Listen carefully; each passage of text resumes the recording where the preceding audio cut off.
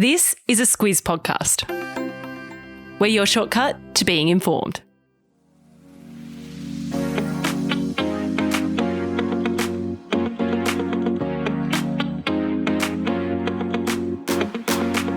The weekly wrap is the week in news and what's coming up. I'm Kate Watson. And I'm Claire Kimball. Kate Middleton's clothes, a lack of clothes at the Grammys, is news this week. And then there's that Donald Trump, Benjamin Netanyahu press conference and lots of talk of tariffs. Lots of retail gossip as well. Mecca might be for sale, so we'll talk about that. Also, in what's coming up, expect more about Sam Kerr and half-year earnings results. What a weekly wrap. Recommendations are light this week, and we'll explain why at the end of the podcast.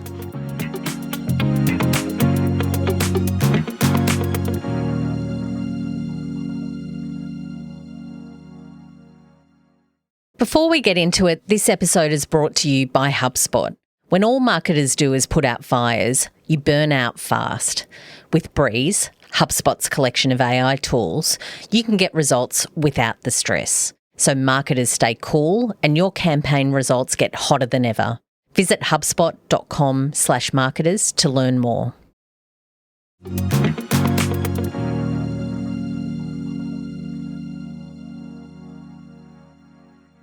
In a week, Claire, dominated by conversations about fashion, so much around about fashion this week. And of course, I'm referring to the Grammys and the endless red carpet images and show-stopping outfits and all of that. There was another fashion story that people may have missed. Kate Middleton, Princess Kate, will no longer be announcing publicly the details of what she is wearing. And first we should say that Kate is returning to her public duties. Yeah. She is out and about after her cancer treatment and she's taking a very close look at how she does things. According to sources. All of this according to sources, but it is official that she'll no longer be announcing the brands that she's wearing when she goes to public events. According to a palace source, as I said, there's an absolute feeling that the public work is not about what the princess is wearing. The style is there, but it's about the substance. And of course, we'll still know what she is wearing. It takes those online a millisecond to actually work out the clothes that she's actually put on and the part of it that I really enjoy, whether she's worn them before. Of course, that's a big thing. That's when a whole thing. Princess Kate, yes. But look, I guess the theory is that if she doesn't want to acknowledge it so formally, that it might change the conversation and put more of a spotlight on the actual work that she's doing. There you go. So there was that. Biggest story this week was two that revolved around Donald Trump, though, of course. Firstly, we'll start with the Middle East. Just use the word showstopper twice in the same podcast. That was the showstopper, I think. He held a press conference alongside the Prime Minister of Israel, Benjamin Netanyahu. It was in Washington. First state visit by a foreign leader, in fact, since Trump was sworn in. Obviously, given the global political circumstances, huge focus on this, but next to no one seemed to expect Donald Trump to say what he said. Like, we knew it was going to be a big deal doing a press conference together and we knew the visit was a big deal, but actually what came of that was quite a surprise. Fair to say that it was an absolute surprise. To get to the guts of it, what he said is that the United States will take over the Gaza Strip and own it. Those are his quotes. For context, Trump did make a long point prior to saying that about the fact that he believes the people of Gaza shouldn't have to go back to Gaza. The only reason they want to go back, and these are his words, is that they have nowhere else to go. He says there are wonderful countries that will take them in. And then just after that, he said the US would take over the Gaza Strip, fix it up, level the site, build homes and jobs for the people who live there. This is the bit that got all the attention. Yeah, was that quote that there was the opportunity to turn it into the Riviera of the Middle East. That got a lot of attention. And that's because it just sounded like he was saying that the United States was going to take over this piece of land that it had actually no legal rights to at all. Matthew Knott, who writes for the Sydney Morning Herald and The Age, opened his analysis piece of that press conference saying, and this is his quote, "The leader of the free world advocates ethnic cleansing and dresses it up as a golden real estate opportunity. Ethnic cleansing is also a term that the United Nations Secretary General Antonio Guterres used as well. So the criticism has come in thick and fast, fair to say that as well. As for what Netanyahu said afterwards, he said that it was a remarkable idea that should be really pursued examined, pursued and done. Yeah, this is the first good idea he's heard, was what he said. So it's this idea that this is a big thought, that this is a big idea and it warrants some attention. It's so complicated. And as we leave that press conference, it seems his team were kind of mopping up his comments a bit. Yeah. Actually, didn't seem to be. They did. They did. They did mop up his comments a bit. Absolutely. Through their statements after that press conference and in their more formal press conference the following day, more than a bit of mopping up there.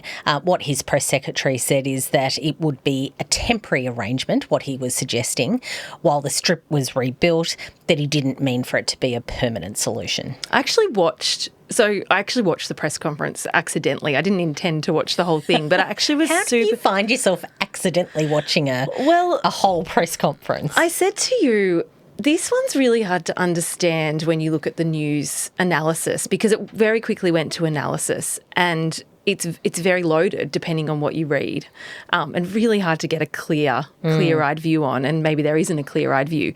But so I thought I just want to listen to it, just want to hear what happened, and I thought I'd listen to like that 5 minutes. But it was actually super interesting watching the press conference, because you could see the journalists in the room gradually realising the gravity of what he was saying. It was kind of like they sort of started asking questions, and then they sort of just got louder and louder and were just like, what do you mean? What do you mean? So it is worth a look if you want to spend 40 minutes watching that.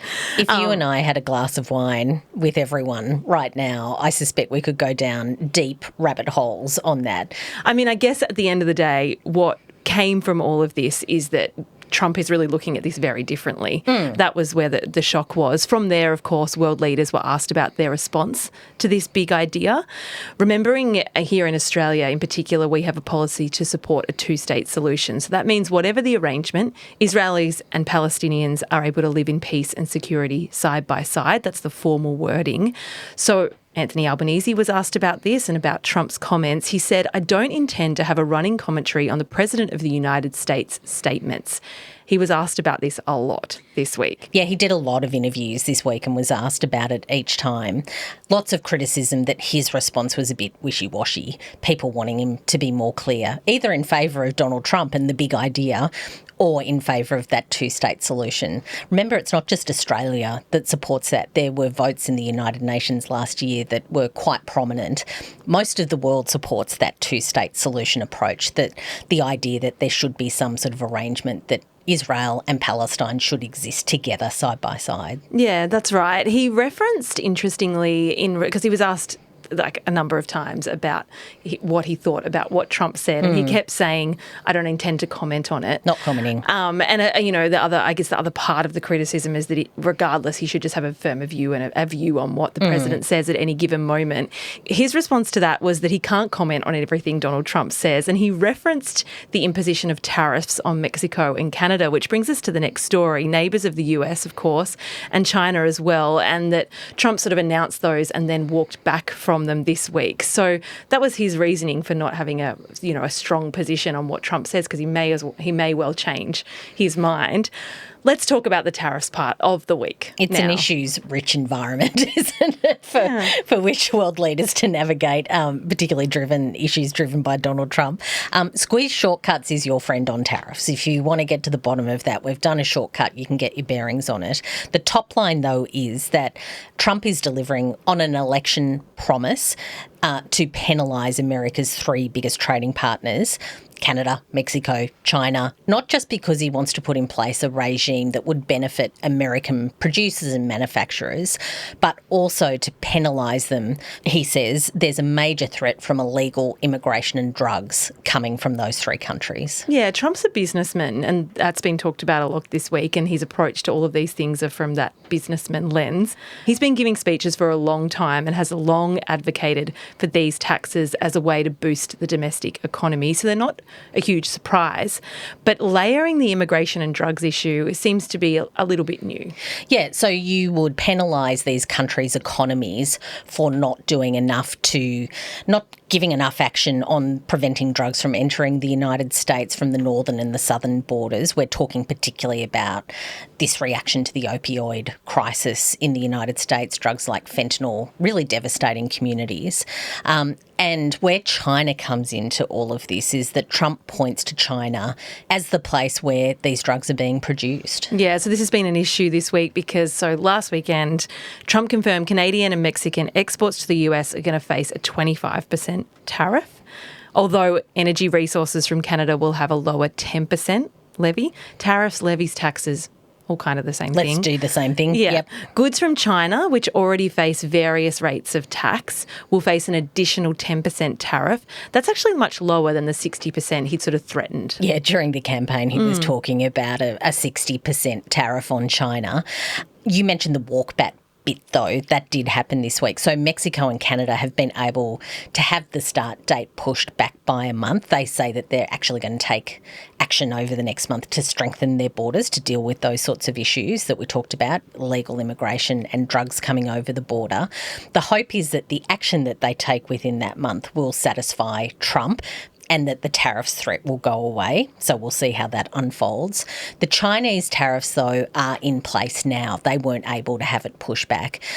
It's responded with its own suite of levies on American imports into China. So trade war. Trade war. Here we are. And just as a sort of an adjacent issue, you kind of have to dig into the news to read about this one. And I know you've done that on our behalf, so thank you. I can't take much credit for this at all. But last year, US Customs estimated that it processed more than 4 million shipments of goods valued under $800 into the US on a daily basis, more than double the volume it had processed in 2021. Shein and Temu, both Chinese companies, accounted for more than 30% of total packages. So a couple of things about that. Wow.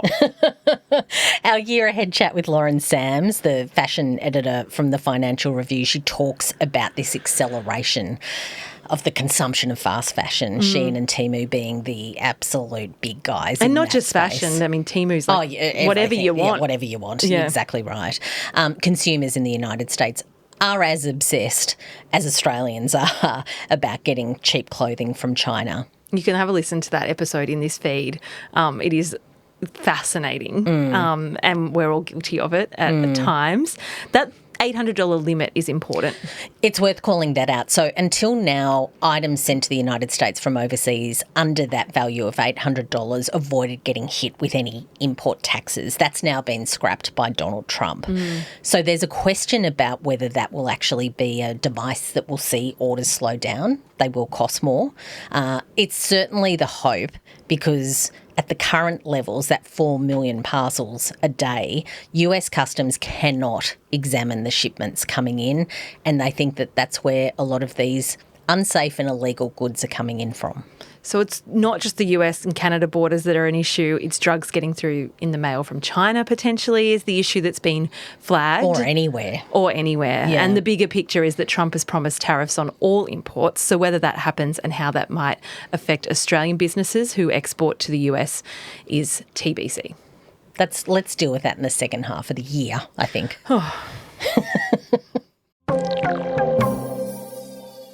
A message now from HubSpot.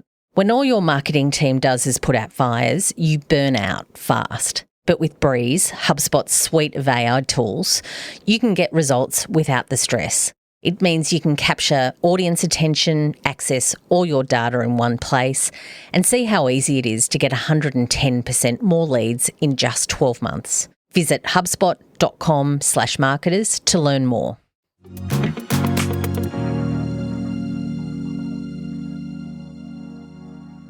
Three other stories in the news this week. Floods in Queensland, monsoonal rains up there. Hello to everyone listening from up there. Have broken many, many records. There's more expected this weekend. Yeah, that's the bad news. If you're up that way, you're already preparing for more rain, more heavy rain as well. Townsville is the major centre that's been hammered by rain for the last week. There are 8 local council areas, though, in total that have been affected. It's a big area of the country that has been inundated by rain. I don't know if you saw the picture of a Qantas flight trying to land on Hamilton Island. I didn't until I read this script. Oh, good. Before we came in to record, and I then looked at it. Yeah. But yes, So much rain. It like nearly touched down and then couldn't and took off again. Yeah. It was the thing that made me see it's not just a Townsville story. Like I saw that and went, oh, Hamilton Island, the Whitsundays, all of that is really, really struggling with the heavy rain. So Hamilton Island got more than 300 millimetres of rain in 24 hours, which is a record essentially for this century, if we want to look at it that way. Oh my God. Plenty of tourists stuck there. So many records when it comes to natural disasters. Left, right, I know. centre. You kind of have to, it's bad. It's bad. It's bad. Yeah. On Thursday, Prime Minister Anthony Albanese was up there. A big issue for locals that he spent some time on is the Bruce Highway. The bridge at Olera Creek, that's between Townsville and Ingham, it collapsed when the river flooded, so that essentially cuts off access north of there, so to Cairns, for example. The distance from Townsville to Ingham is about 110 kilometres. Locals say the trip takes 10 hours when the Bruce Highway is cut. Is that right? If anyone lives up there, I would love confirmation that that is true. But That's what a local said in the ABC. Yeah. The issue, of course, is the Bruce Highway is that artery that joins Brisbane to the far north. Once you cut the highway, the trucks of food, for example, from Coles and Woolies and all of the supplies can't do that run. So the Army has stepped in. It's going to build a bridge, a temporary bridge that will be single lane. So there's going to be issues ongoing for them. Lots of talk while the Prime Minister was there about the infrastructure to the area, the Bruce Highway being a particular problem. Of course, it was his first big election promise for the year of upgrading the Bruce Highway. Lots of opportunities to focus on that for him. Yeah, absolutely. And it is every election. The Grammys. They've been hanging around all week. It's the news story that didn't stop, I think. There are so many ways you could talk about the Grammys. There are a lot of different angles to it. Chappell Roan took out Best New Artist and used her speech to call out the record industry. Taylor Swift won nothing. That was a thing. Nothing. Sabrina Carpenter won her first thing. Yep. If you like her. Beyonce won Album of the Year for Cowboy Carter. That was a big deal. In her words, it's been many, many years. I mean, she's a record holder when it comes to Grammys, but she'd not won that Album of the Year prize, which is one of the big ones. So really, really good for her. Until now, she's taken that out.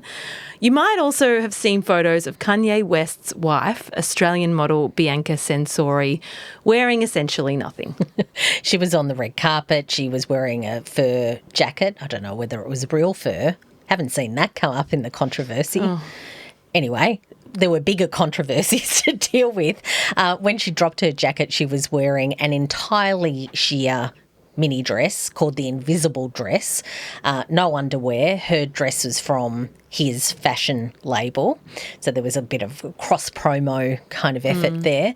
Within minutes, her name was one of the most searched Google terms of the week. And look, people can probably hear my heavy sigh. Like, we prefer not to be talking about this because I don't know how clever nudity is as a shock tactic, to be honest. It's not in our sort of ballywick generally. No, but also...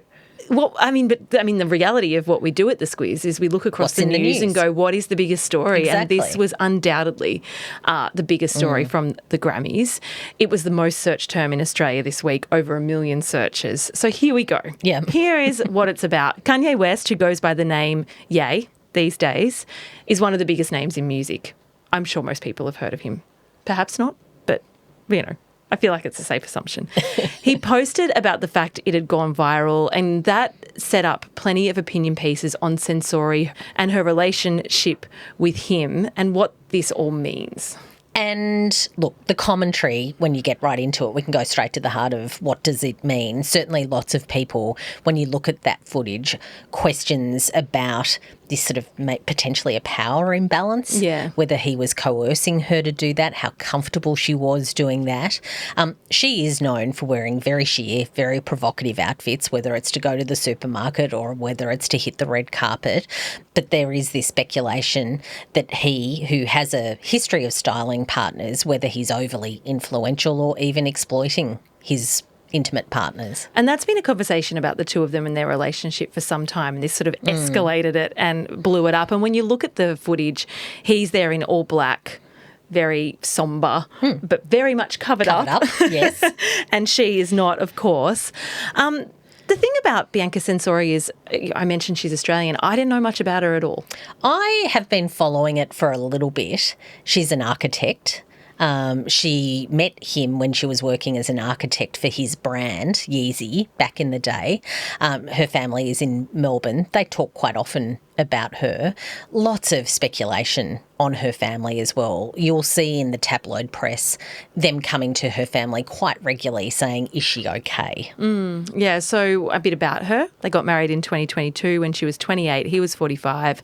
That's kind of all we know, really, about her.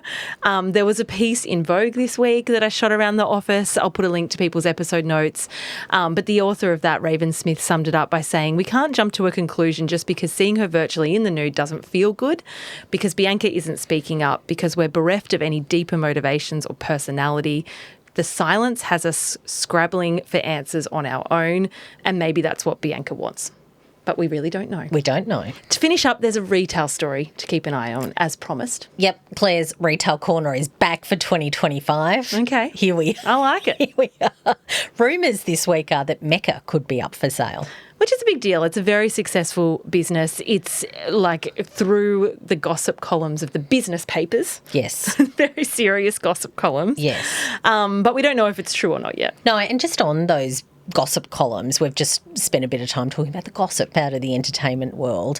When it comes to our most serious business publications, they make space for speculation and gossip every single day. So the Financial Review has a column called Rear Window, which goes into business prominent people's lives. They also carry speculation throughout their markets reporting. In The Australian, they have a dedicated column called Margin Call, and this is where this story popped up, this speculation that Joe Horgan, who essentially founded Mecca and still owns a big slab of it, that she's looking for a buyer. Hasn't been confirmed by her, though. Hasn't been confirmed yet. There's a bit going on in the beauty retail sector. Adore Beauty opened its first store last week in Westfield, Southland, so down in Melbourne. It's only been an online store until now, so this move to more retail Bricks spaces and mortar. is the thing. Priceline is upping its game in this regard. It launched a new beauty-focused store called Atomica in Castle Hill in Sydney. As far as Mecca, just to round this out, it's reported that it's worth about $1 billion.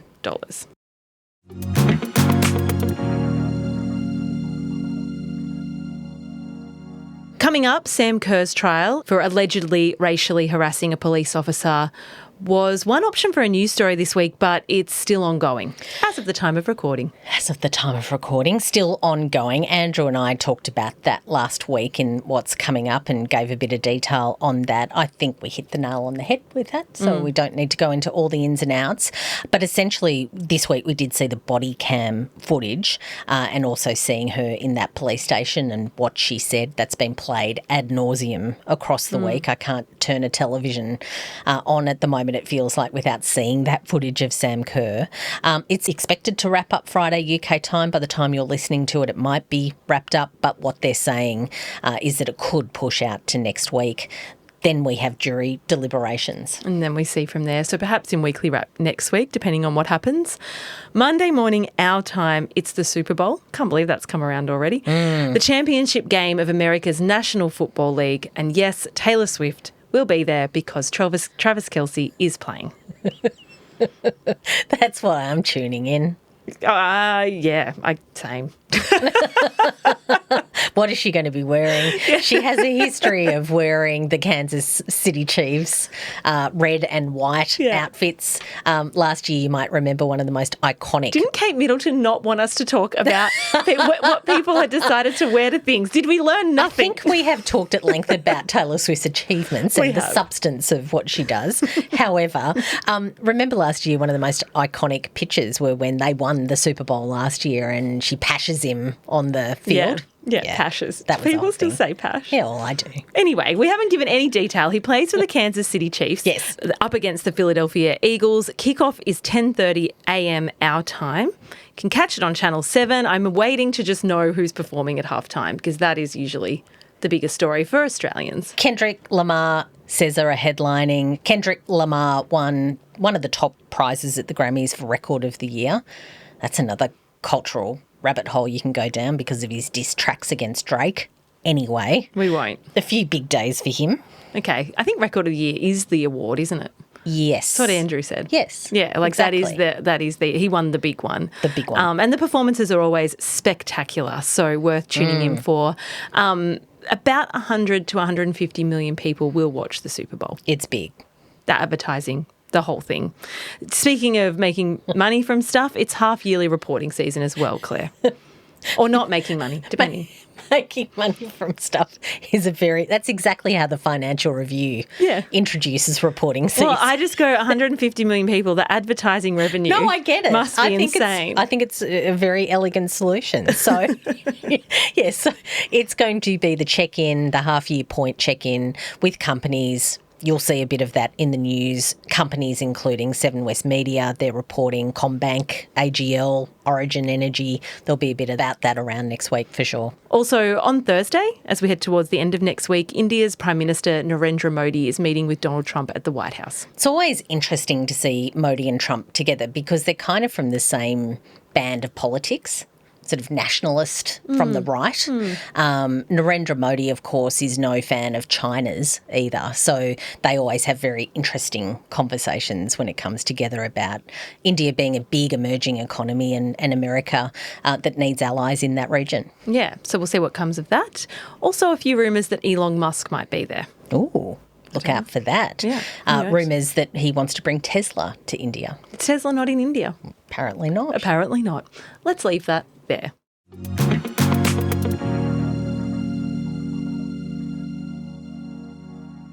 Recommendations. I am an apology. I'm okay with that because Kate has had a huge week. Well, we all have. We all have. Yeah. Kate particularly. We're peddling really hard to get Joe Aston's Rampart off the ground, so there's lots and lots of meetings about that.